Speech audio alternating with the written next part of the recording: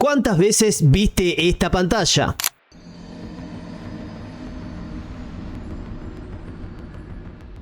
¿Cuántos controles volaron por los aires porque un jefe te barrió contra el piso cuando le quedaba 1 milímetro de vida? From Software no solamente fabrica videojuegos, no. From Software fabrica frustración, la empaqueta en una caja de plástico y te la vende a precio completo. Y lo peor de todo es que le damos las gracias por eso. Hoy vamos a abrir el archivo para entender cómo una empresa que creaba software para oficinas creó el género más sádico de todos y el más valorado hoy en día en la industria del videojuego, hasta llegar a su último y misterioso título, la exclusividad con la Nintendo Switch 2 y su próximo título de Dusk Blood.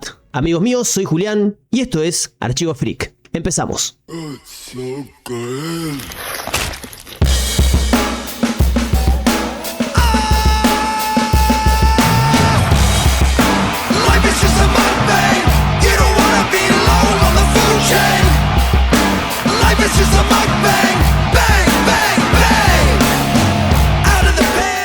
Si viajamos a mediados de los años 90, la PlayStation original era el lejano oeste. Todo el mundo estaba experimentando con el 3D, y From Software, una empresa japonesa que hasta ese momento se dedicaba a hacer aburridos programas de productividad para oficinas, decidió que era buen momento para hacer un videojuego. Así es como nació Kingsfield en 1994. Mirar a Kingsfield hoy es un ejercicio de paciencia, porque es un juego de rol en primera persona, lento como una caravana de caracoles, tosco, poligonal y sobre todo brutalmente difícil. No te explicaban nada, te soltaban en un calabozo oscuro y te decían buena suerte, no te mueras, pero adiviná, te morías a los 5 minutos. Pero ahí, en esa neblina de texturas borrosas y controles que parecían tanques de guerra, estaba el ADN.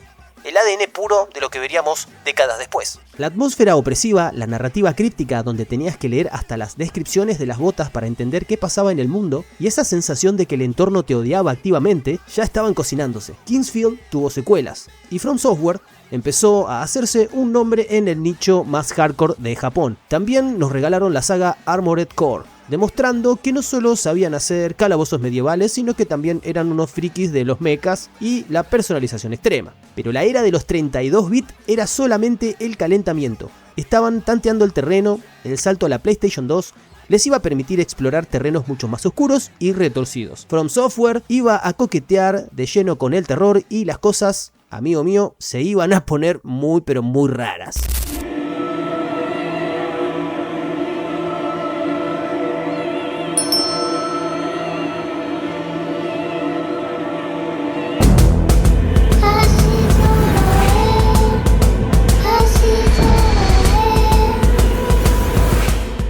Con la llegada de la PlayStation 2 al mercado, From Software decidió que era momento de poner toda la carne al asador y ponerse a practicar y experimentar otras cosas con otros géneros. Y si hay un juego que define esta etapa de From Software es Kuon. Lanzado en 2004, Kuon es una joya oculta que hoy te cuesta un riñón conseguir en formato físico. Imagínate esto, es un survival horror ambientado en el periodo Heian de Japón, empapado de folclore asiático, magia oscura y rituales sangrientos. Si te gustan las atmósferas opresivas como Silent Hill o Resident Evil, Kuon intentó subirse a esa ola, pero con el toque sádico del estudio. Era un juego tosco, sí, y el combate te dejaba vendido la mitad de las veces, pero la ambientación era una locura. El diseño de sonido te ponía los pelos de punta y la narrativa, dividida en dos perspectivas que luego se unían, eran brillante para la época. Durante esta era también lanzaron cosas rarísimas como Shadow Tower Abyss o continuaron explorando con la saga Armored Core, pero había un problema, hacían juegos de culto, juegos para un nicho muy específico que los bancaba a muerte, pero que a nivel comercial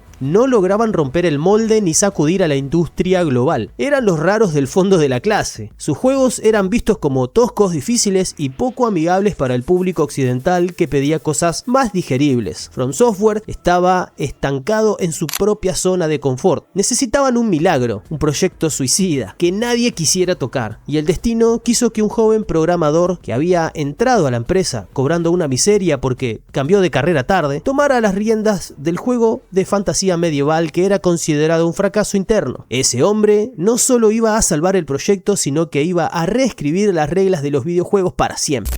Hidetaka Miyazaki es un nombre que hoy todos pronunciamos con reverencia, pero que en 2006, cuando no era nadie en From Software, le asignaron un proyecto desastroso llamado Demon's Souls que hasta los mismos directivos de la empresa consideraban un rotundo fracaso. Así que si él lo arruinaba por completo, no iba a pasar nada. Pero Miyazaki inyectó su propia visión al juego, inspirado en fantasía oscura medieval que leía en libros cuando era pequeño sin entender todas las palabras que aparecían en esos libros, creando historias a partir de las imágenes. Demon's Souls salió en la PlayStation 3 y al principio nadie lo entendía. Imagínense que Sony ni siquiera lo quiso publicar en Occidente, pero el boca a boca hizo la magia. Esa sensación de misterio de la comunidad leyendo los distintos mensajes que los otros jugadores dejaban en el juego y la brutal recompensa por superar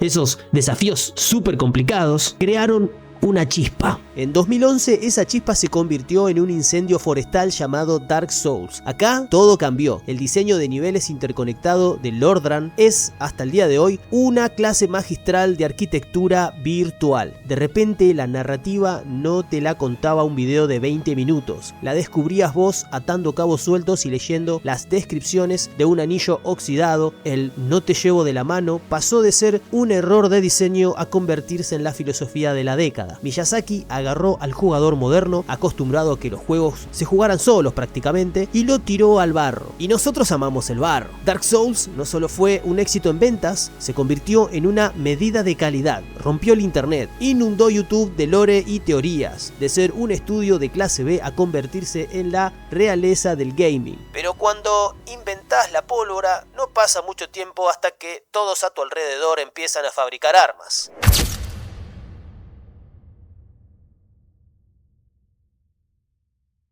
Cuando un juego es tan disruptivo, la industria hace lo único que sabe hacer, copiar. Y así, de la noche a la mañana, nació un género nuevo, el Souls-like. Empezaron a salir juegos por todas partes intentando capturar esta magia. Algunos se quedaron en la copia barata de poner enemigos difíciles y una barra de estamina, pero otros entendieron el mensaje y lo llevaron a nuevos horizontes. Tuvimos el Nioh, aportando un sistema de combate milimétrico y complejo, Lies of P, dándole un giro steampunk a Pinocho, con una calidad gráfica abrumadora. Y ni hablemos del terreno indie, donde obras maestras como Hollow Knight o Blasphemous demostraron que la filosofía Souls funcionaba perfectamente en 2D. Todos querían una porción del pastel del sufrimiento. ¿Y qué hacía From Software mientras todos lo copiaban? Se reinventaban para dejar a la competencia mordiendo el polvo otra vez. Sacaron Bloodborne, acelerando el combate y metiéndonos de lleno en el horror cósmico de Lovecraft. Lanzaron Sekiro, obligándonos a desprendernos de todo lo que sabíamos y obligándonos a jugar al ritmo del choque de espadas. Y finalmente rompieron la barrera del mundo abierto con Elden Ring, el juego que consolidó a Miyazaki como un genio intocable y que vendió millones de copias como si fueran pan caliente. Habían llegado a la cima absoluta. Ya no había género que no hubiera influenciado, ni un premio que no hubieran ganado. Pero cuando estás en la cima absoluta de la montaña, la pregunta es: ¿y ahora hacia dónde vamos? ¿Cómo sorprendemos a un público que ya se espera la excelencia? La respuesta nadie la vio venir y tenía forma de consola portátil. Nintendo Switch 2. Esa fue la bomba. Acostumbrados a jugar en consolas de sobremesa más potentes para mover sus gigantescos mundos, From Software decidió mirar a la nueva máquina de Nintendo y decir: acá vamos a lanzar nuestro próximo exclusivo. Así nace The Dusk Blood. Este movimiento es una declaración de intenciones. The Dusk Blood no es un port rebajado, es un título pensado desde cero para aprovechar las nuevas capacidades híbridas de la consola. La idea de tener un universo opresivo, oscuro y mecánicamente exigente en la palma de tu mano, jugando tirado en la cama a las 3 de la mañana, es un concepto muy adictivo. Por lo poco que sabemos, el juego parece abandonar un poco la inmensidad de Elden Ring para volver a la claustrofobia victoriana que tanto amamos en Bloodborne, pero en un sistema de magia de sangre que promete rompernos los dedos. Que From Software elija a Nintendo, tradicionalmente vista como la plataforma familiar para lanzar su nueva obra de arte sádica, es la ironía más hermosa de esta industria. Al final del día, el archivo nos demuestra que la historia de From Software es la de la perseverancia, de hacer software de contabilidad a partir de juegos de PC1 injugables, sobrevivir en la PS2 con obras de terror rarísimas y finalmente dominar el mundo entero basándose en una sola filosofía: respetar la inteligencia del jugador. Nos enseñaron a que fracasar no es el fin del juego, es solo un paso necesario para aprender el patrón de ataque de la vida, y que siempre, pero por siempre, la victoria sabe mejor cuando te costó sangre, sudor y lágrimas. ¿Y ustedes qué opinan, gente? ¿Tienen ganas de romper ese joystick de la Switch 2 con este Dustplot?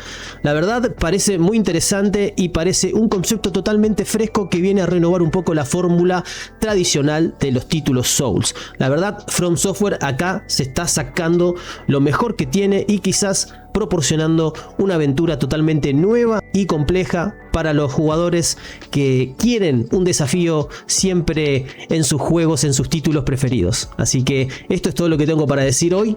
Este fue el archivo de esta semana. Espero que te haya gustado. Si fue así, regálame un like, suscríbete y nos vemos muy pronto.